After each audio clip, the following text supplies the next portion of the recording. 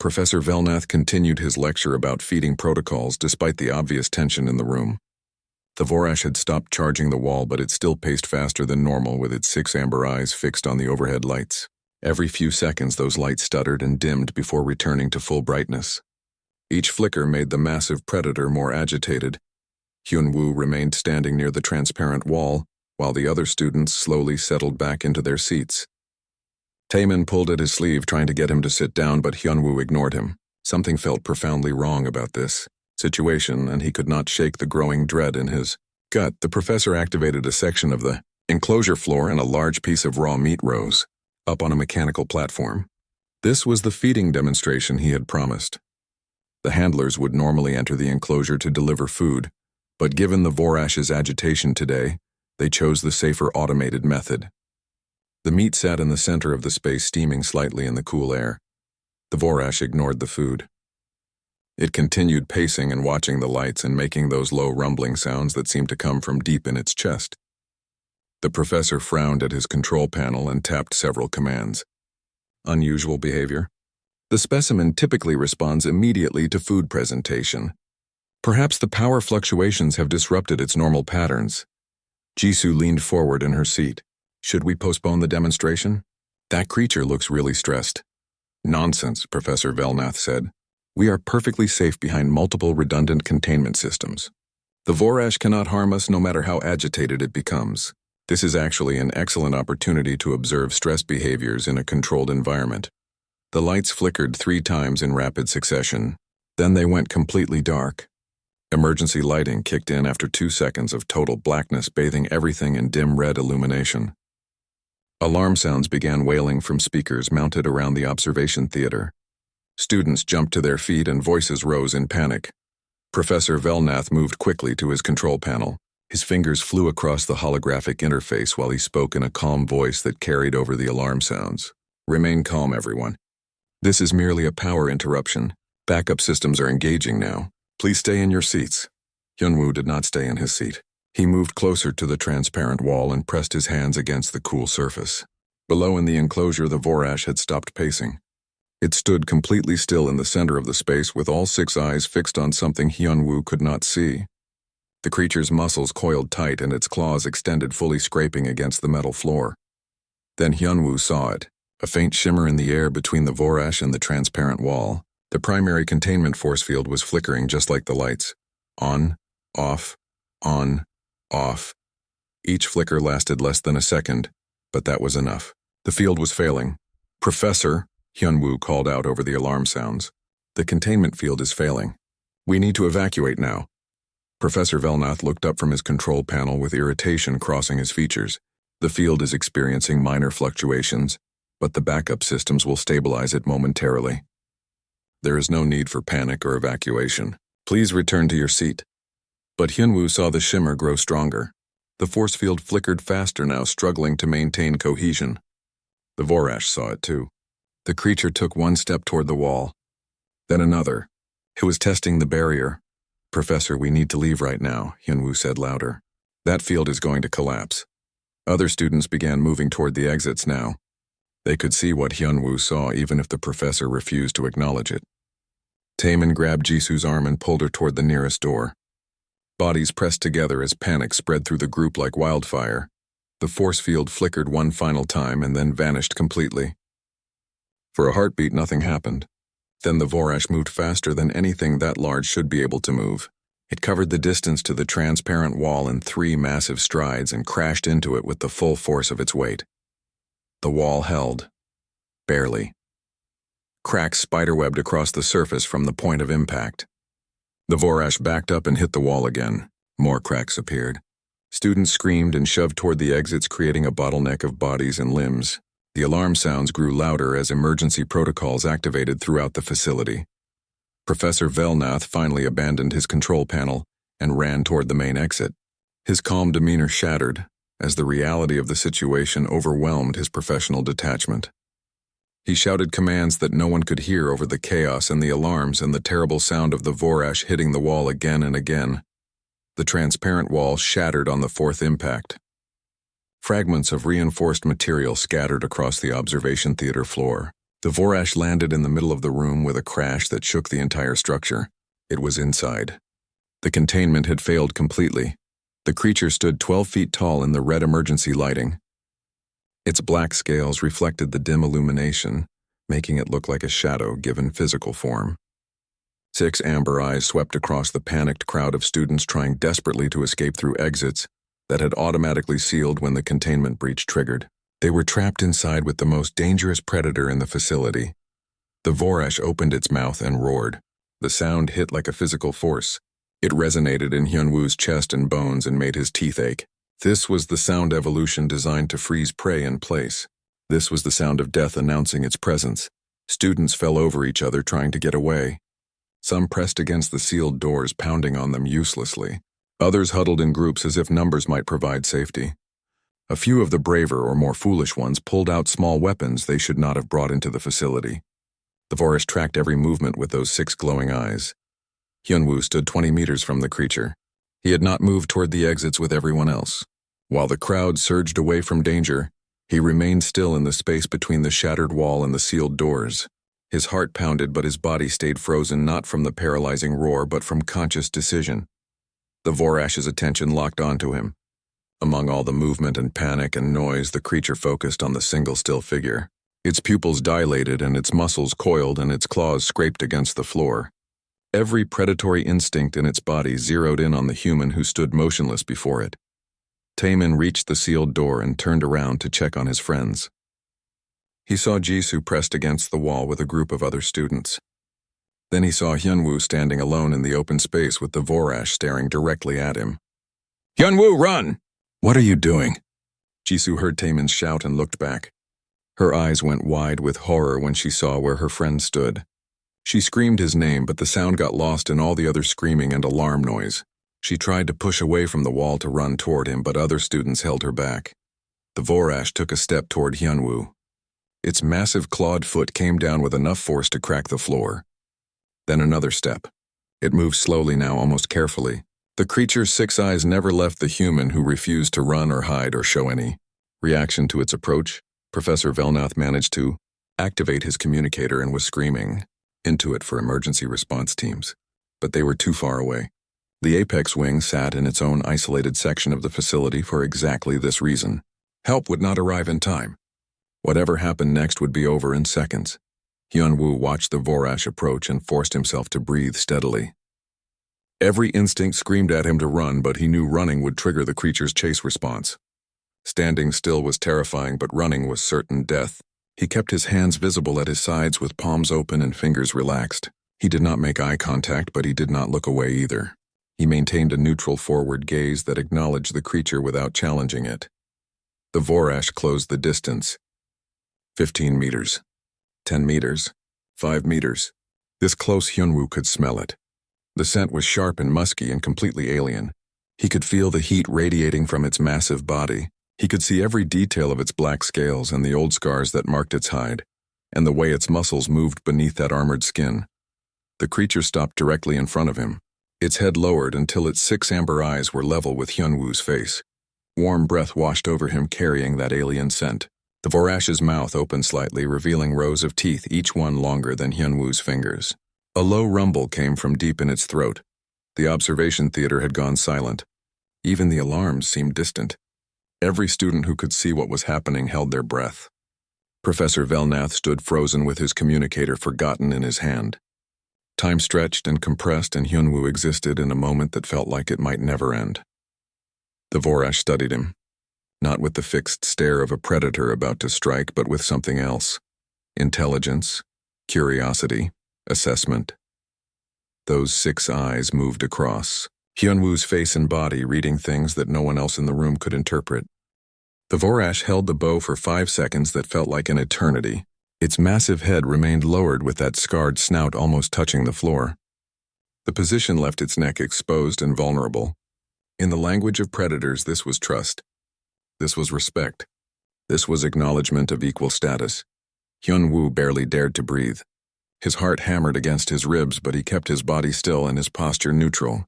He understood what was happening, even if no one else did. The creature had assessed him and found something it recognized. Not prey, not threat. Something else entirely. Slowly, the Vorash raised its head back to normal height. Its 6 amber eyes met Hyunwoo's gaze one more time before the creature turned away. It moved with deliberate care back toward the shattered wall and the exposed enclosure beyond. Each step was placed precisely as if the Vorash was making sure not to accidentally harm anyone with its bulk or its claws. It reached the broken wall and stepped through the opening back into its containment space. Once inside, the creature moved to the far corner away from the observation area. It settled onto the floor with its back against the wall and its eyes watching the doorway. The aggressive tension had drained from its posture. It looked tired more than anything else. Tired and maybe a little less alone than it had been. The silence in the observation theater shattered as everyone started talking at once. Students shouted questions and exclamations in a dozen different languages. Some were crying. Others stood frozen in shock, unable to process what they had witnessed. Professor Velnath stared at Hyunwoo with his large black eyes wider than seemed physically possible.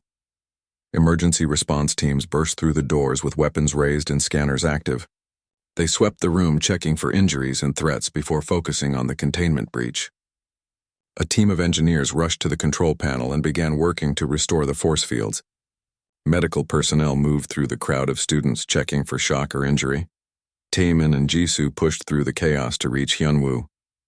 Jisoo crashed into him with enough force to stagger him backward.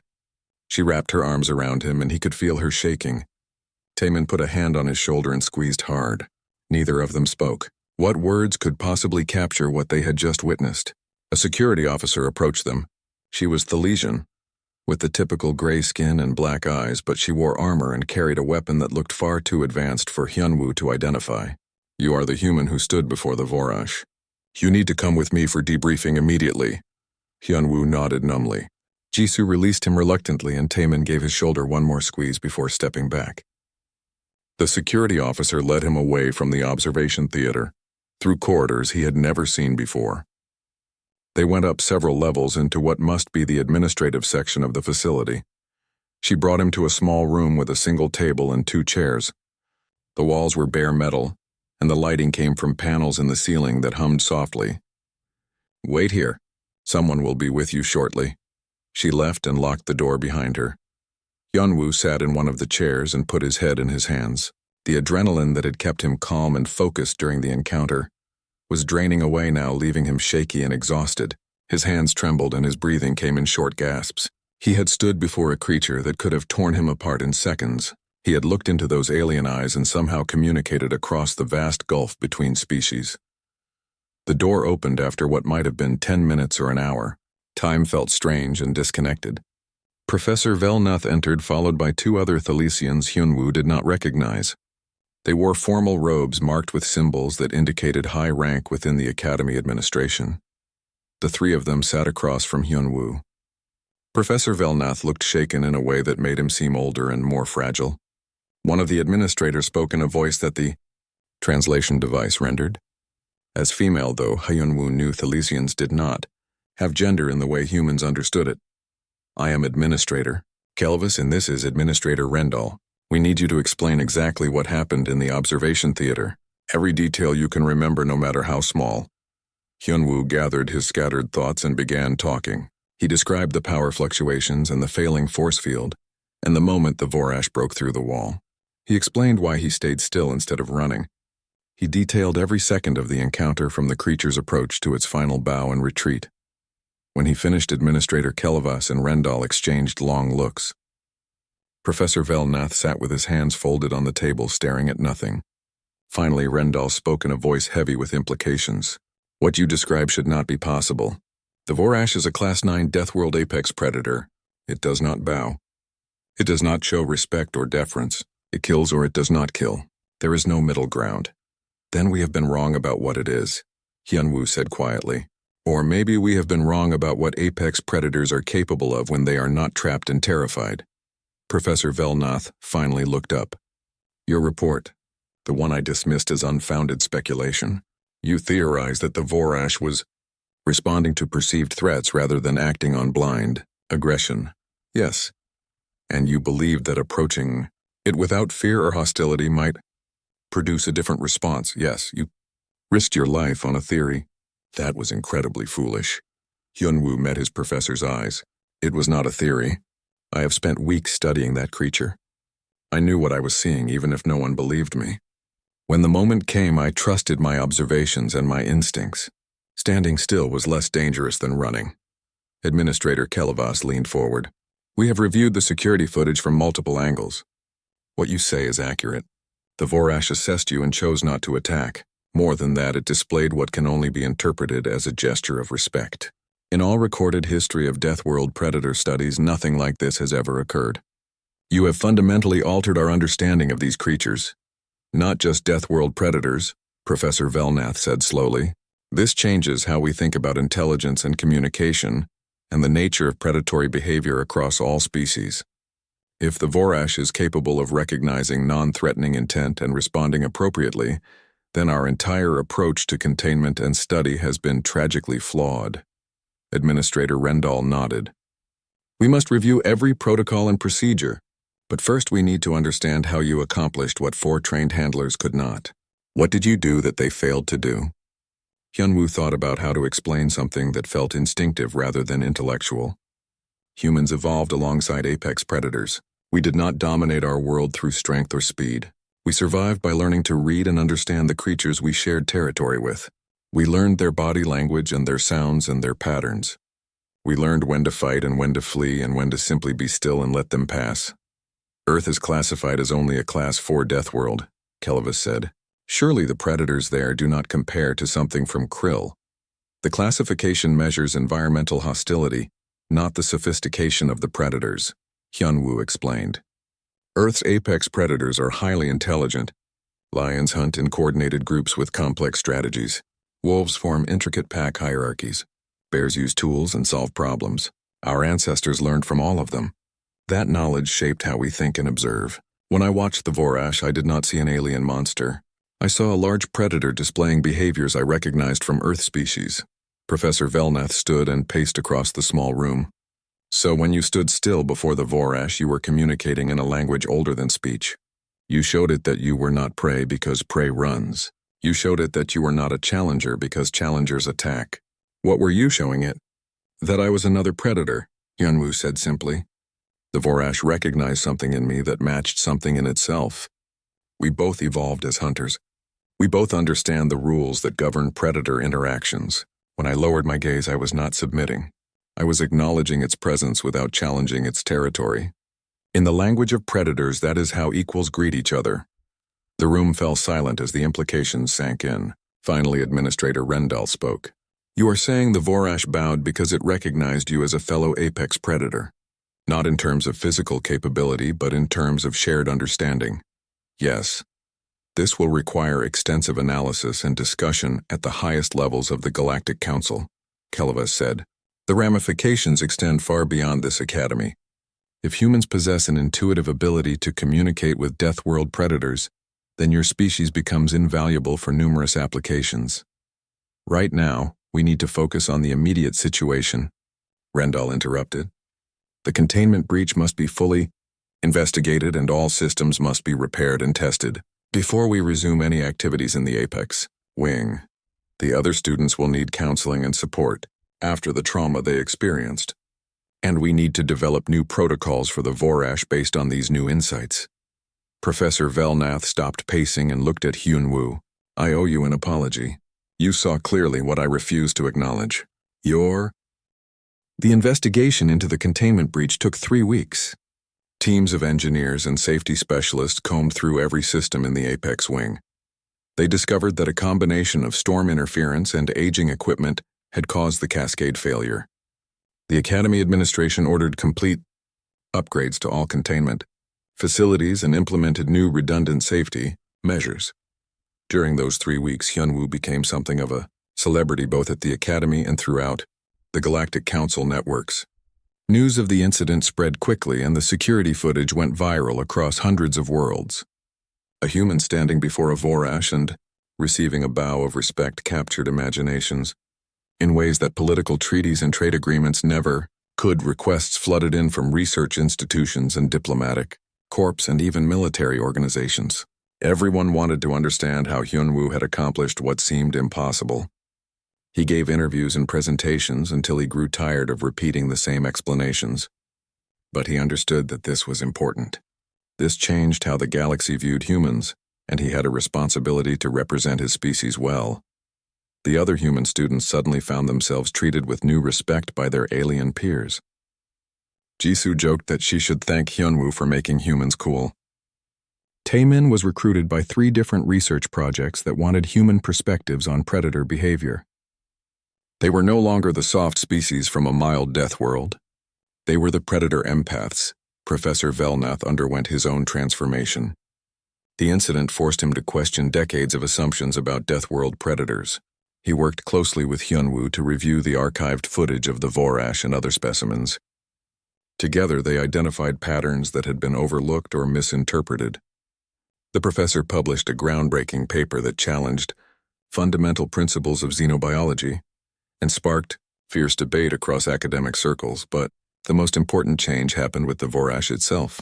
A team of specialists, including Hyunwoo and Professor Velnath, designed new protocols for interacting with the creature. They removed the aggressive security measures and hostile handler approaches. They redesigned the enclosure to include more natural elements and hiding spaces. They established feeding schedules and enrichment activities based on reducing stress rather than simply maintaining captivity. The results were remarkable. Within 2 weeks, the Vorash stopped its repetitive pacing. It began exploring its enriched environment and displaying curiosity about new objects and stimuli. It showed interest in watching the ocean creatures that swam past the transparent walls. Most importantly, it stopped reacting with violence to every handler interaction.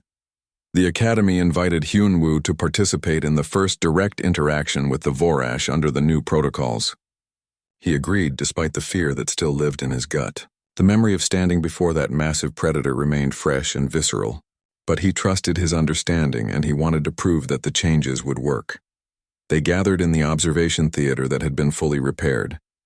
The transparent wall showed no signs of the previous damage. New force field generators hummed quietly with triple redundancy systems in place. Professor Velnath operated the control panel while a dozen specialists monitored every aspect of the enclosure environment. Hyunwoo stood in the same spot where he had stood during the incident. This time he wore a communication device that would allow him to speak to the team. This time he entered by choice rather than circumstance. The force field deactivated and he stepped through into the enclosure. The Vorash lay in the far corner watching him with those 6 amber eyes. It did not move as Hyunwoo walked slowly toward the center of the space. He stopped about 10 meters from the creature and stood still with his hands visible and his posture neutral. The same stance he had used before. For a long moment nothing happened. Then the Vorash rose to its feet with movements that were almost careful. It approached Hyunwoo with none of the predatory stalking from their first encounter. When it reached him, it lowered its head in that same bow of acknowledgement. Hyunwoo responded by lowering his gaze slightly. The creature made a low rumbling sound. Not the aggressive roar from before, but something that might have been a greeting or a question. Hyunwoo wished he could understand the meaning, but body language could only communicate so much. Still, this was progress. This was connection across a gulf that most species thought unbridgeable. He spent 20 minutes in the enclosure while the Vorash circled him slowly and studied him from different angles. The creature never showed aggression or fear. It displayed curiosity and perhaps something that might be called companionship. When the session ended and Hyunwoo exited the enclosure, the Vorash settled back into its corner, but its eyes tracked him until he disappeared from view. Professor Velnath met him outside the containment area with obvious relief on his features. That was extraordinary.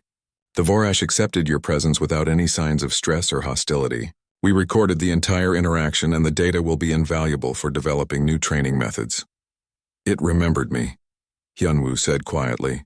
That was not just recognition of a non-threatening presence. It remembered our first encounter and associated me with safety, which suggests memory and emotional processing capabilities we did not believe existed in Death World predators. The professor added, your instincts were correct from the beginning. These creatures are far more sophisticated than we gave them credit for. News of the successful interaction spread even faster than the original incident. The Galactic Council formally requested that Earth send more xenobiology specialists to study predator behavior across the galaxy. Several death worlds that had been considered too dangerous for research, suddenly became accessible with human consultants who understood how to approach apex predators without triggering defensive violence. The Academy created a new program focused on human-led predator studies. Hyunwoo was offered a position as an instructor, despite being technically still a student himself. He accepted on the condition that Jisoo and Taemin could join the program as well. The administration agreed immediately. 4 months after the incident, a ceremony was held to honor Hyunwoo's contributions to xenobiology. Representatives from dozens of worlds attended either in person or through holographic projection. The event took place on the surface platform, under a clear sky with the endless ocean stretching to every horizon. Administrator Kelevus presented Hyunwoo with a medal that represented the highest academic honor the Academy could bestow. You have changed our understanding of life in the galaxy. You showed us that intelligence and communication exist in forms we had not recognized. You proved that humans bring unique and valuable perspectives to the galactic community. On behalf of Thalas Academy and the Galactic Council, we thank you for your courage and your insight. Hyunwoo accepted the medal with more humility than pride. He knew he had not done anything heroic. He had simply trusted his observations and his instincts in a moment of crisis.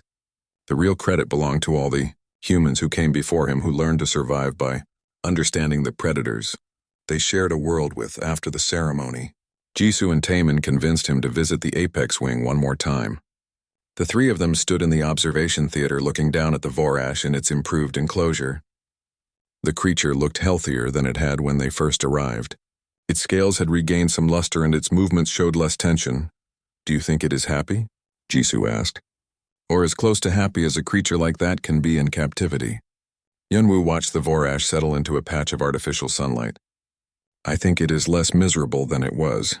That is not the same as happy, but it is better than nothing. Maybe someday we will find a way to return specimens like this to their homeworlds. Until then, the best we can do is make their captivity as comfortable as possible. You know the Council is talking about establishing a Death World conservation program," Taemin said. "They want to study these predators in their natural habitats rather than in cages. They are asking for human advisors to lead the expeditions. Are you going to volunteer?" Jisoo asked Hyunwoo. He considered the question while watching the Vorash. The idea of seeing creatures like this in their natural environment appealed to him. But it would be dangerous work on worlds that made Earth look tame. Then again, danger had never stopped humanity from exploring and learning and pushing boundaries. "Maybe," he said, "but first I have a lot to learn here. These protocols we developed need to be tested with other predator species. We need to train more handlers in the new methods. There is so much work to do before we start thinking about field expeditions." The three friends stood in comfortable silence watching the Vorash. After a while, the creature seemed to sense their presence. It raised its head and looked directly at the observation window. Those 6 amber eyes found Hyunwoo among the 3 figures. The Vorash made that low rumbling sound again and dipped its head slightly in acknowledgement. Hyunwoo responded with a small nod of his own. Across the species, the massive ships appeared in Earth's solar system without warning, and they hung in the darkness like metal mountains that blocked out the stars, and Lieutenant Daewon watched the feed from Mars' orbital station with growing concern, because these were not explorers or traders, but warships designed for conquest and death, and the entire crew of forward operating base Cheonma knew what was coming next. War Marshal Throvik stood on the bridge of his flagship and smiled at the primitive planet below, because this would be his 48th conquest and the easiest one yet, according to his intelligence officers who reported that Earth possessed no unified government and no weapons that could threaten his fleet, and the humans still used chemical propellants and kinetic weapons like savages from the old ages, and Throvik had conquered species far more advanced than this with minimal losses. The ultimatum broadcast across all frequencies in every Earth language, and the message was simple and brutal as always: surrender within 24 hours or face complete extermination. And Sub-Commander Relthus expected the humans to comply because they always did, and every species eventually understood that resistance against the Vorath Dominion was futile, and the Empire had crushed 347 worlds, and Earth would be 348. United Earth Command rejected the ultimatum in less than an hour. Throvik laughed when he received the response, because foolish pride was common among primitive species, and they always learned the hard way that defiance brought only death. and he ordered Battle Captain Vorn to deploy ground forces to the Mars colony called New Sol, because taking a secondary target first would demonstrate Vorath power and break human morale before the real invasion of Earth began. Daiwan assembled his squad in the briefing room and looked at the 7 faces that had fought beside him through the unification wars and corporate conflicts that had plagued humanity for decades. And these were not fresh recruits but hardened veterans who knew how to kill and survive. And Corporal Hyun-soo checked his heavy weapon with practiced efficiency, while Private Ji-woo organized medical supplies with quick movements, and Specialist Bo-ra ran diagnostics on communication equipment, and Private Tai-yang cleaned his sniper rifle with the careful attention of an artist, and the others prepared in their own ways because they all knew that everything they had fought for before was just preparation for what was coming. The Vorath dropships descended through the thin Martian atmosphere like falling stars, and Battle Captain Vorn commanded 2,000 of the Empire's finest, soldiers equipped with energy shields and plasma weapons and powered armor that made each warrior nearly invincible, and he expected to control the entire colony within 3 hours and exterminate any resistance within 6 hours because humans could not possibly stand against such overwhelming technological superiority.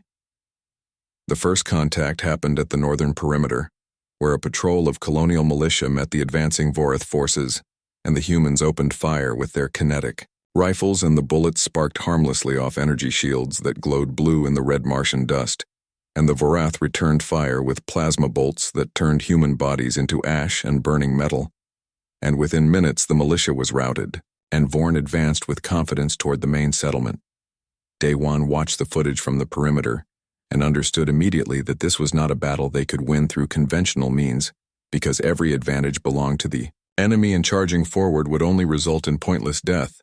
But retreat was not surrender, and the canyons around New Sol offered opportunities that could turn weakness into strength. He issued orders quickly through the communication network, and Marine Unit 7 fell back in controlled stages, while other units provided covering fire, and the Vorath pursued with steady pressure, because they had seen this pattern before in dozens of conquests where primitive species fled before superior force and assumed that victory was inevitable. Hyun-soo set up his heavy weapon on a canyon ridge and waited until the Vorath column was fully committed to the narrow pass below, and he opened fire. Not at the soldiers, but at the canyon walls above. Them and tons of rock came crashing down in a massive avalanche that crushed dozens of Vorath warriors beneath stone and metal. And by the time the survivors reorganized and cleared the debris, the Marines were gone. Tai-yang found a position 3 kilometers from the Vorath landing zone and settled into a depression between 2 rocks with his rifle braced and stable, and he waited with the patience of a hunter for targets of value. And when a Vorath officer emerged to coordinate the advance, Tai-yang fired, and the hypersonic round punched through the officer's helmet before the shield could activate at close range, and the officer dropped dead, and confusion rippled through the enemy ranks. Bo-ra hacked into the local communication network, using Martian infrastructure that the Vorath had not yet secured, and she could not break their military encryption, but she could track their transmissions and predict their movements. And she fed this information to Daewon, who used it to avoid enemy patrols and strike where they were weakest. Ji-woo treated wounded Marines in a hidden cave system that connected to the old mining tunnels, and she worked with limited supplies and improvised equipment, but kept soldiers alive who would have died on any other battlefield. And her medical station became a refuge where exhausted fighters could rest for brief moments before returning to the fight.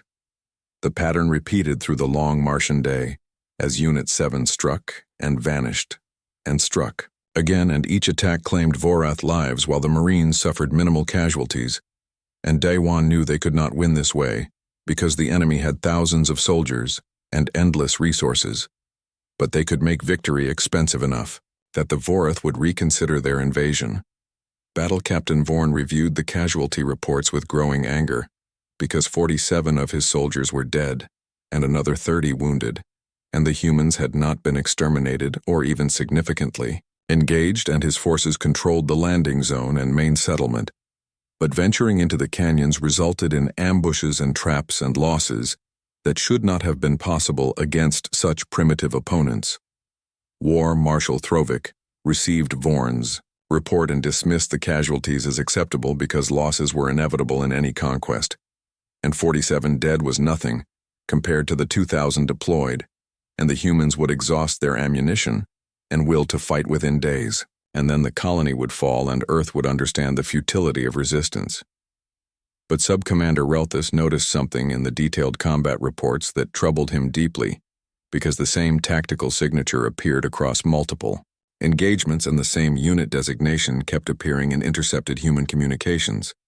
And if the intelligence was accurate, then all 47 Vorath casualties had come from a single squad of 8 Marines. Relthus brought this information to Throvik, but the War Marshal refused to believe that 8 humans could kill 47 Vorath soldiers in a single day because such a kill ratio was impossible against energy shields and plasma weapons and advanced armor, and Throvik ordered Relthus to stop wasting time with irrelevant details and focus on the overall strategic picture. Day 1 gathered his squad in one of the deeper tunnel systems, and they ate rations and checked equipment and tried not to think about how the Vorath could glass the entire canyon from orbit if they chose to. And Hyun-Soo asked the question they were all thinking, which was how long they could keep fighting before the enemy decided to end this, with overwhelming force. The answer came faster than expected when Vorath artillery began bombarding suspected Marine positions, and the tunnels shook with each impact, and dust rained from the ceiling, and Jiwoo moved the wounded deeper underground, where the stone was thicker and more stable. Tai Yang climbed to an observation point and counted the enemy forces gathering for a major push, and he estimated 3 full companies, which meant 900 soldiers. And he reported this to Day 1, who understood that the Vorath were done playing games and were committing serious force to eliminate the resistance. Bora intercepted communications, indicating that Battle Captain Vorn himself would lead the assault, and that this was intended to be the final extermination of the Marine unit that had caused so many casualties, and the Vorath expected to crush the humans through sheer numerical superiority and end this embarrassing resistance. Dai 1 looked at his squad and saw exhaustion and fear, but also determination, because these were people who had chosen to stand against impossible odds when retreat was an option, and he knew that whatever happened in the coming battle would define not just their fates, but possibly the fate of humanity itself, because if 8 Marines could make the Vorath bleed this badly, then maybe Earth had a chance. The Vorath forces entered the canyons in overwhelming numbers with air support and heavy weapons and confidence that this time there would be no escape for the humans and Battle Captain. Vorn intended to capture prisoners to learn how such a small unit had caused such disproportionate casualties. Unit 7 waited in positions they had prepared over the past day, with traps and ambush points and overlapping fields of fire, and when the Vorath column was fully committed, Day 1 gave the order and the canyons exploded with fire and fury. The explosion tore through the canyon floor where Hyun-Soo had buried mining charges from the old excavation equipment, and 50 Vorath soldiers disappeared in fire and collapsing stone, and the survivors scrambled for cover while Tai Yang fired from a ridge position 2 kilometers away, and each shot took a Vorath officer or communications specialist, and the enemy formation began to fracture under the coordinated assault. Battle Captain Vorn screamed orders through the communication network, and his forces regrouped with professional discipline. But the canyon walls limited their ability to spread out and use their numerical advantage, and every narrow passage became a killing zone, where the Marines could strike from concealed positions and fade away before the Vorath could respond effectively.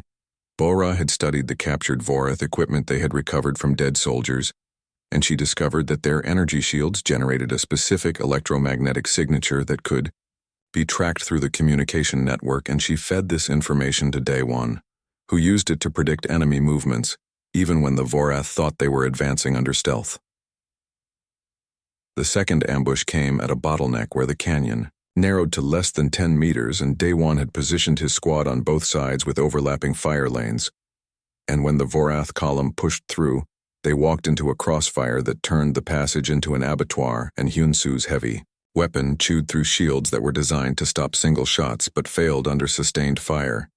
And the Vorath fell in heaps, while their comrades tried desperately to push forward or retreat. Vorn realized too late that he had committed his forces to terrain that negated every technological advantage his soldiers possessed, and the humans were fighting with tactics that exploited the environment in ways the Vorath had never encountered, because most species fought conventionally, even when outmatched. But these Marines fought like predators who understood that survival meant adaptation. Private Yunji appeared from a side tunnel that none of the Vorath sensors had detected, and she carried explosives from the mining colony stores. And she planted charges on the canyon walls behind the Vorath position.